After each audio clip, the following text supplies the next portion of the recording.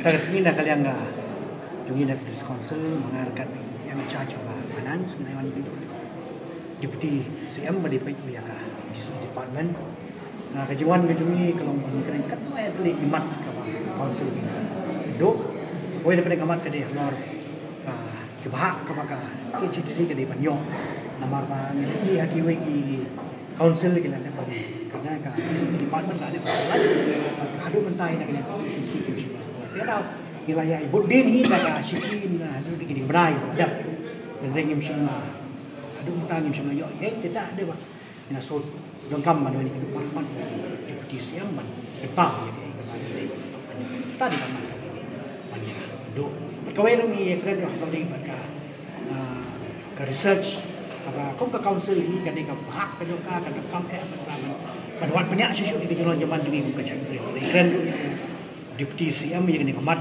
aku ka council ni dalam jikersan nak state government nak kami kum do bangin ang lasu kan. Buat banyak lagi julung zaman tu cak beri kujungi research kita ka bentar juga council nak kadang bangin lak man. Soto ya ka peteng ke pa adap ni ka bentar tetap. Tadi ka bangin keren. Deputy CM. Bila pun pakai kemudian kai kata apa kata skim tu, tadi kebahak coba disebut. Yo aku betul. Naga yang deputy CM imsim layak tu ekada, ini lah syuta yang officer yang ini benar cakap apa, kita banyak ni kebagi dia banyak keluar nak kita joki, tadi, tai.